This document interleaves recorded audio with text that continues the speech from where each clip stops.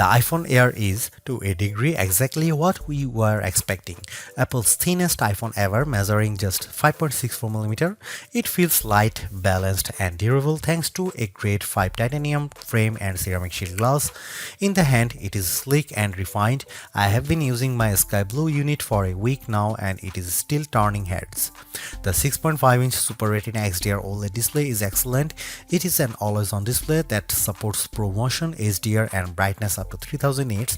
It is slightly bigger than the iPhone 17's screen, which gives apps, text, and videos more room to breathe, and it looks great whether I'm scrolling TikTok, watching HDR videos, or just browsing outside on a sunny day. iOS 26 feels tailor-made for the Air with its new liquid glass design that looks striking and complements the physical build. Messages now support custom backgrounds, typing indicators, and polls, while the phone app and visual intelligence get useful upgrades. And while Siri's full AI overhaul isn't here yet, Apple Intelligence features are starting to appear. The biggest trade-off comes with the camera setup. There is just a single 48-megapixel camera lens on the rear of the phone. It produces sharp, natural-looking photos and impressive portraits, but you will miss the flexibility of a telephoto or ultra-wide if you are used to them. The selfie camera is excellent too. The Apple's center stage smarts for automatic, wide, and ultra-wide framing, and dual capture is genuinely fun. Performance from the A19 Pro is snappy and smooth, and it capably handled everything I threw at it. Though the phone doesn't get warm during fast charging or heavy gaming, battery life is decent but not class-leading enough for a workday, usually 6 to 8 hours of use. With my best stretch hitting around 10 hours away from the charger. Power users may want to invest in the $99 MagSafe battery pack, which matches the phone's slim profile and adds about 65% more life, but it is an added cost. The iPhone Air isn't the best iPhone for photography or endurance, but as a design statement, it's a gem. It feels like the most exciting iPhone Apple has released in years, and while it costs more than the iPhone 17 with fewer cameras and shorter battery life, it delivers value in other key areas. Apple unveiled the iPhone Air at its September 9, 2025 awe-dropping event alongside the iPhone 17, iPhone 17 Pro, iPhone 17 Pro Max, AirPods Pro 3, and 3 new Apple Watches. The Air, though, stands out with its entirely new design and is a whole new category of iPhone. It starts at $999 for 256 GB of storage, or you can bump that up to the 512 GB for $1,199 or 1 TB for $1,399. The iPhone Air is an eSIM only device worldwide and comes in 4 colors: sky blue, light gold, cloud white, and space black. I've been testing a 1 TB iPhone Air in sky blue. Apple will officially launch the iPhone Air on September 19, 2025, but it's up for pre-order now from the company's online store, authorized retailers, and carriers. If you are following the Apple rumor cycle, we were all expecting an ultra-thin iPhone to be released, one that would potentially go thinner than the iPhone 6 or 6 Plus, be more stunning than the iPhone X, and offer a truly refreshed look and feel for the iPhone. The launch event's awe-dropping tagline set the bar high, and the iPhone Air cleared it with room to spare. It's not the first ultra-thin phone. The Galaxy S25 Edge measures in at 5.8mm, but it still feels as stunning, sleek, and sexy in my hand right now after living with it for a week as it did during my brief hands-on session following the launch event. It feels as exciting as the iPhone X in that it might give us the playbook for the modern iPhone going forward, or at least show us one half of the purportedly incoming foldable iPhone. The photos released by Apple and even those shot by me for this review only do it partial justice. The iPhone Air is the best representation yet of Apple's vision for an iPhone that's just glass. It weighs in at just 5.82 ounces or 165 grams, fully justifying the Air moniker. Much like the iPhone 17 or even Pro Max, it feels balanced, not too top heavy, not too bottom heavy. It's Goldilocks ergonomics. I don't know if I'd quite call it eye-dropping, but the thinness is the part that gets people excited. At its thinnest, the iPhone Air is 5.64mm or 0.22 inches, and the plateau only jutes out of a bit more. I was instantly wowed, and over the course of a week, I have really become accustomed to this look and feel for an iPhone. While conducting some testing over the week, I showed it to my brother and sister-in-law, who were both visibly impressed when holding it. They asked about durability and were a little stunned at the overall feel. Then came the questions about battery life and the camera, both of which I will address below, and whether the USB-C port was thinner. On that last point, it is still a regular USB-C port, but to fit it in this frame and get in this small, Apple's design team started by 3D printing a custom one.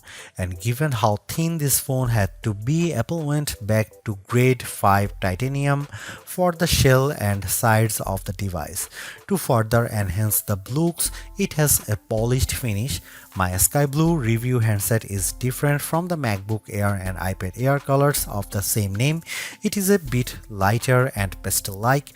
I really like it, and the Air also comes in light gold, space black and cloud white. While the innermost layer of the iPhone Air sandwich is made of that strong titanium which can bend slightly under pressure but is designed to spring back, it's topped and bottomed with glass and glass ceramic, specifically Ceramic Shield 2 on the front and the Ceramic Shield on the back. The rear, like the iPhone 17, is mostly frosted matte glass, while the top bump gets the glossy finish. Apple says the Air is 3 times more scratch resistant on the front, so I've still been careful sliding this in and out of my front or rear jeans pockets, and the back is 4 times more crack resistant. It also has the same IP68 rating for resistance to dust and water as the iPhone 17, 17 Pro and 17 Pro Max. It survived a light drizzle shortly after I unboxed it in Apple Park. The weather's been wet in my home state of Jersey, and the Air has shown no issues when being used in rain or surviving a dunk test. Even given the extreme thinness here, you still get the usual buttons you would expect on an iPhone. Camera control has been redesigned to live on the right hand side, and it's slightly thinner but about the same length as on other iPhones. The power or sleep button sits slightly higher on this side, with the action button, volume up and volume down on the left.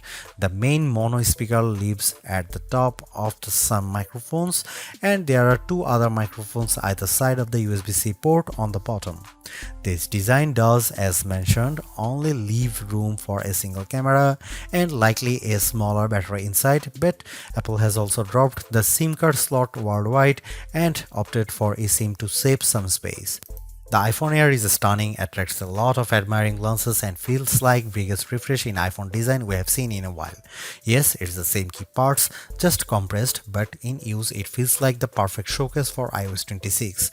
If you are after Apple's best design this year, I think it is clearly the iPhone Air. For $999 US, it would be a little mean for Apple not to include promotion or always-on functionality here, and the iPhone Air supports both. As a whole, the screen is basically in line with those on the iPhone 17, 17 Pro or 17 Pro Max. The front of the iPhone Air is nearly all glass, except for a thin black bezel that turns into the sloped polished side. It's a 6.5-inch Super Retina XDR OLED display with a resolution of 2376 by 1260, which works out to 460 pixels per inch. It tops out at 3000 nits of brightness when needed, supports the white color P3 gamut and HDR, and features an anti-reflective coating. It also has the same dynamic island as the rest of the iPhone 17 line. In daily use, the display is really the main appeal here. On paper, it's 0.2 inches bigger diagonally than the iPhone 17 or 17 Pro, but it feels a bit more expensive. It offers more lines of text or a slightly expanded view when viewing a web page. Games or movies feel a little more like an event, and it offers a broad canvas for iOS 26. Lay two of these phones side by side and I think you'd have some idea of what Apple is planning to bring us with its long rumored folding iPhone, and it would look mightily impressive, but we are not quite there yet. And it's still smaller than the Pro Max. Colors looked punchy and vibrant, text was inky black and crisp, and it was a great display for daily use. I found that it got bright enough to battle the bright sunshine of California, the late summer sunshine of New Jersey and New York, as well as bright artificial lighting. I liked scrolling TikTok and Instagram Reels or watching a video on it, mainly thanks to the super smooth Pro Motion display. And iOS 26 with its liquid glass makeover looks fantastic here. I have a feeling that the design team at Apple knew the Air was on the roadmap when designing the liquid glass. iOS 26 is running on the iPhone Air out of the box, and as on any iPhone, announces itself with a hello on the first boot. You will get a sense of the new translucent glass-like nature of the software pretty quickly.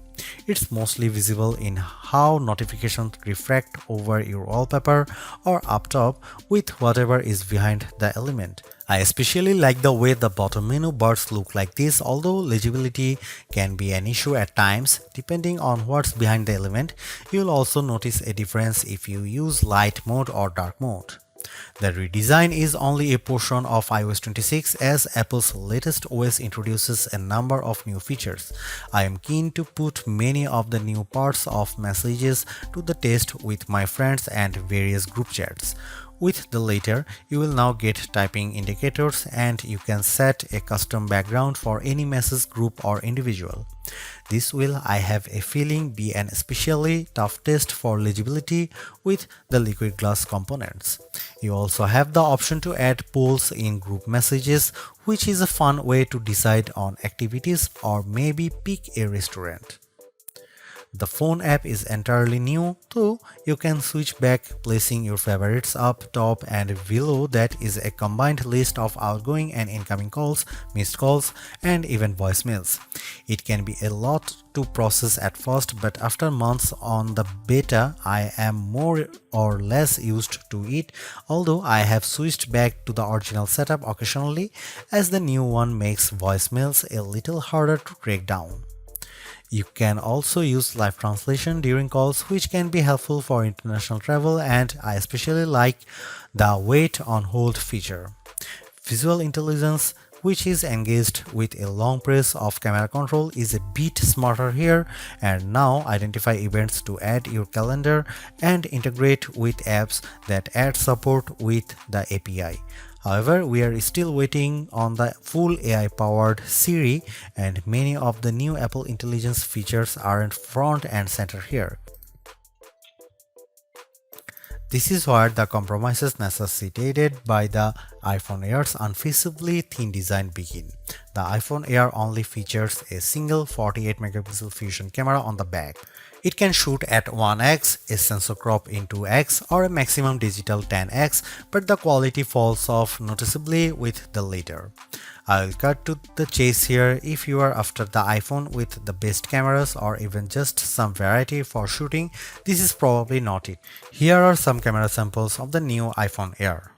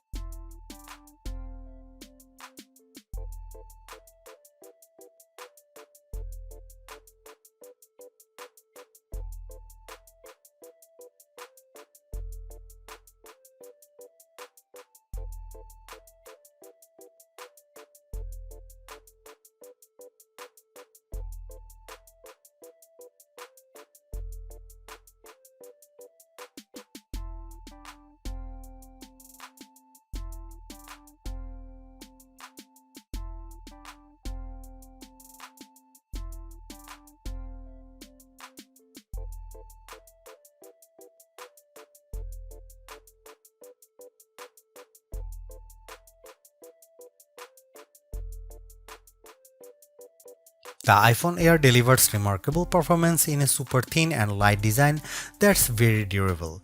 I especially like getting A19 Pro power in something this compact, but you have to make some trade-offs for that steep $999 price. You get only a single rear camera, which means no telephoto zoom, ultra-wide or macro shots, and while the Air's battery life is solid, it's a few hours behind the iPhone 70 Pro Max.